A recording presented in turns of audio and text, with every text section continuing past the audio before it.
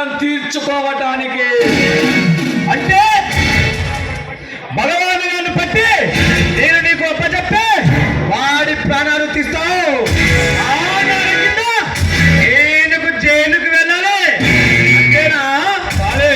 ఏంటి నువ్వు మాట్లాడుతున్నది? అవును బాబా, నువ్వెవరు, నేనెవరు, నీ కథమేమిటి, నా కథమేమిటో ఇప్పుడే తెలియాలి. కథమేమిటో తెలియాలంటే సుమారు 15 సంవత్సరాల నాటి నిజాన్ని బయట పెట్టాలి. అంటే ఇంకా 15 సంవత్సరాలు పడుతుంది. అప్పటి వరకు బతికేదెవరు, చచ్చేదెవరు?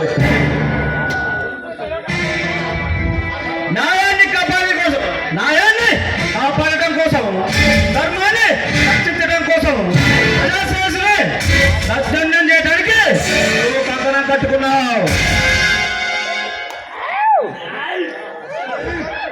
నా గతాన్ని గురించి చెబితే తట్టుకునే శక్తి నీకుందా?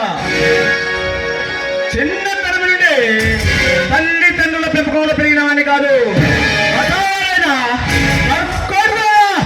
పంది పొడులలో పెరిగి అదే ప్రతీకారాలతో రంగుతున్నా నన్ను వెలుగులోకి తీసుకురావాలని ప్రయత్నించకు.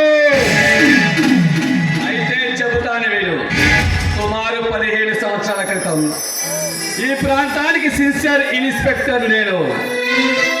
బాబా, ఐ యామ్ ఇన్స్పెక్టర్ రుద్రమరాయుడు.